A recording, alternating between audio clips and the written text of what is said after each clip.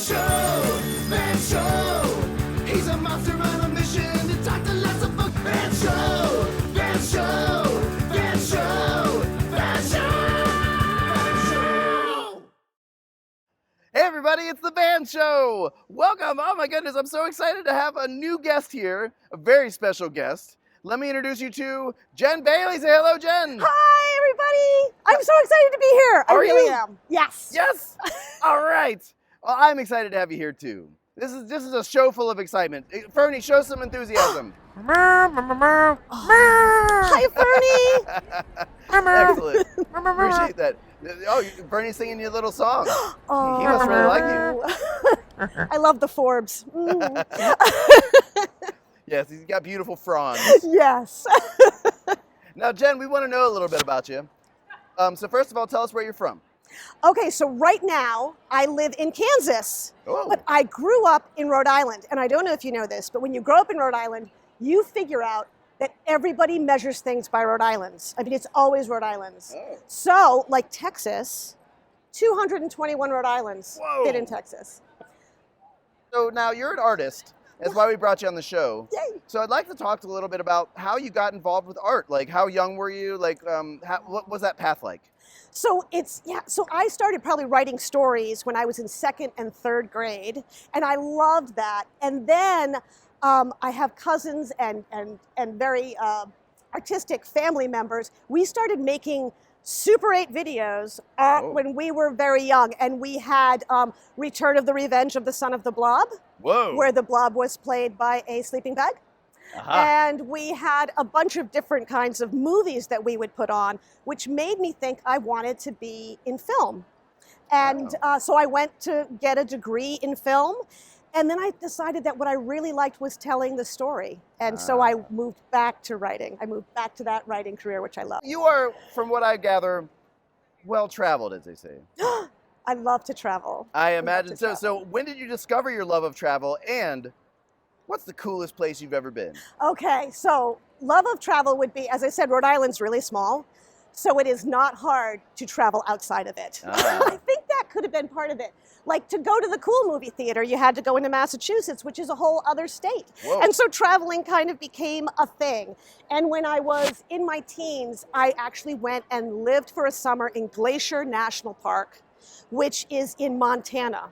And that opened up the world to me. And so I really started doing a lot of traveling there. The coolest place, though, it is New Zealand, I got to admit. It's got to be New Zealand, which was just, everywhere was glorious. You know, Fernie's from New Zealand. Well, yes, from the South Island. I can tell. You know, I think that I visited with your family out there.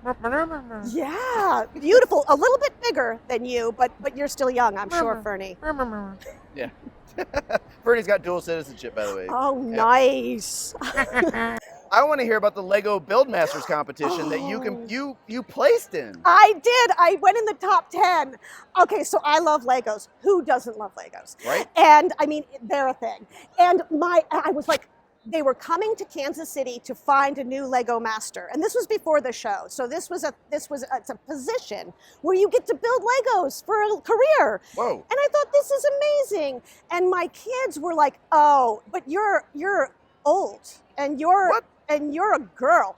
And I was like, "I'm sorry, there are Legos for girls. They're called Legos." Right. And so I decided, just to show them, I was like, I'm gonna apply, and I made it, and there were like 400 people, and I made it through the first round, and I made it through the second round, and I made it to the top 10, then I gotta tell you, Van, I was kind of happy I didn't make it after that. Those people were amazing. Oh my goodness. And I had kind of, my Lego brick building skills had kind of hit a spot, but I was really happy to have tried it, because how do you know you're gonna like it if you don't try it? Exactly. And then I did okay. So one last question before we get to your book. Art and cats. Art and cats. I want to hear how this marriage happened. Okay, so one of my cats, Taylor, the calico, I just have, I don't know, maybe our family attracts odd pets, but she is a cat who steals yarn from my collection, and I don't even knit anymore. I just have yarn for her. And she weaves. She weaves these amazing elaborate creations, and we love them as a family. We call them her public displays of art. We leave them up. The installation stays up for a good week, and then it's gotten to be so messy and such a problem we have to take them down. Wow. But then she will get the itch and she'll create again, and it's just wonderful. And I love the fact that you think, oh, animals create art? Yes, they do. And she's doing an amazing job at it. And so that kind of made me think, what else can they do? And so, yeah, I did write a book called Meowsterpieces, which has cats and famous artwork. All right, now let's talk about the book that you brought today. I did, yeah. I brought this book. This is Henry Like Always, which is a chapter book series based on a picture book that I wrote called A Friend for Henry. Wow, and so... can you give us a little history about who Henry is? Sure. So this was inspired by one of my children who is on the autism spectrum. Oh, okay. And is neurodiverse. And I wanted to have a book, though, that was very universal in its appeal. So I wanted any kid, it didn't have to be a neurodiverse child, but a child who's quieter, or a child who finds it hard to make friends, or maybe a kid who's a little bit anxious. I wanted them all to be able to see themselves in a story and to be able to relate. I wanted them to, and I wanted kids in classrooms who might say, that kid over there is a little weird. I'm not sure if I want to be a friend with that kid. I wanted them to realize how hard that kid is trying. Oh, that's awesome. So yeah, so that's kind of what the series is about. It's about wonderful Henry who's doing his darndest and doing his best. Heck yeah. And so now you're a Junior Library Guild author. Yes, I am. Quite an honor. Congratulations. Thank you. Now, they had a question for you. Oh, great. About this book. They wanted to say, Henry and his classmates remind us everyone learns in different ways, that we're all unique.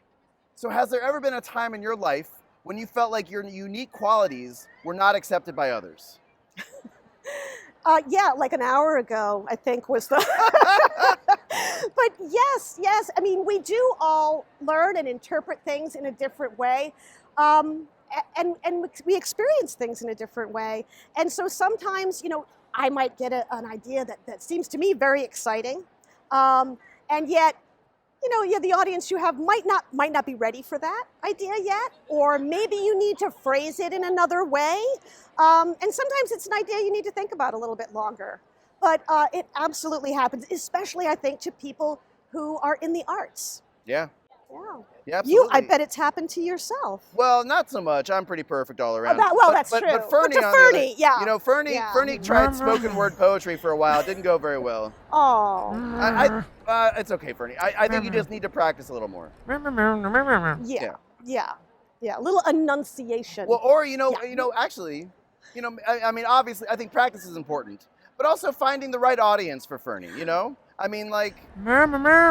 That's right. An audience that maybe understands Fern would help. That would help. Although, with the right emotion behind it, sometimes you can transcend language barriers, Fernie. Oh. Yeah. You hear that? How about that? Oh, Fernie is inspired now. Oh, good.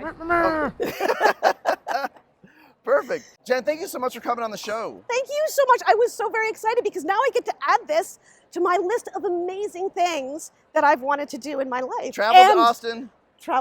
Talk to some puppets. Met Fernie. Oh my gosh, it doesn't get better. So thank you so much. Awesome. Goodbye. Goodbye. Van Show.